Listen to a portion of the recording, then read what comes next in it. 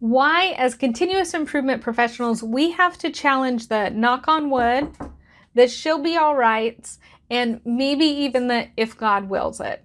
I'm Amanda Zimmerman. I'm a Lean Six Sigma professional, and I've been helping businesses all over the world make their processes better.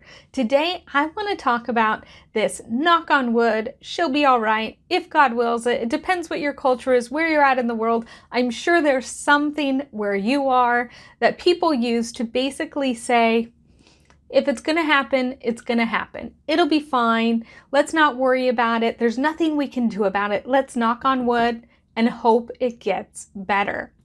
This can be a real challenge to overcome as a continuous improvement professional when it's part of your culture. When people are saying they're knocking on wood, that means that they're hoping it's going to keep going. They're hoping it's going to work out. She'll be all right. Let's not worry about it too much. If God wills it, we can't change anything. It's just going to be the way that it is.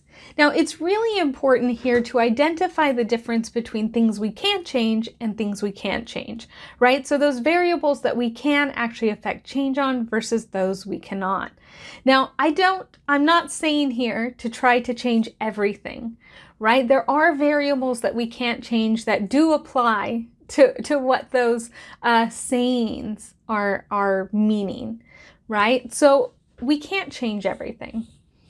But when you go into an organization and you're talking about your process and people say things like, I knock on wood that we won't have any more downtime. When you go in to get your car worked on and they say, she'll be all right. Is there a percentage to that? How confident are we that this is actually going to be all right? What are the variables that have made you feel that it's more likely that it'll be okay than not okay, right? So as continuous improvement professionals, what we're doing is we're actually kind of lifting the curtain and looking behind the curtain and seeing the reality of the process. This can be really challenging for people that for a long time have just accepted that the process cannot be changed.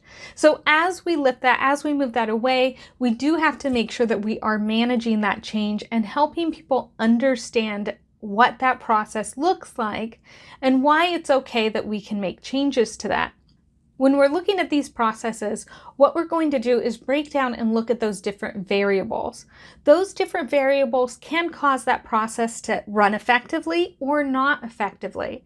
And even sometimes when there are a multitude of variables and really challenging conditions, you can still call them out to be able to identify some places to standardize or some things that are the likely culprits if we're doing something like a failure modes effects analysis or a risk analysis.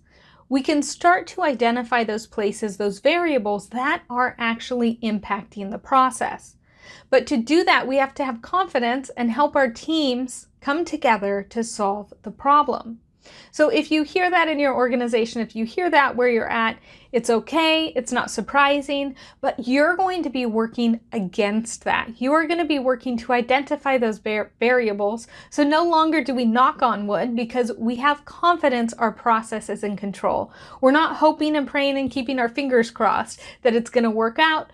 We have confidence how it's going to work because we've analyzed the process performance, we've controlled the variables that we can control, and the process is running effectively.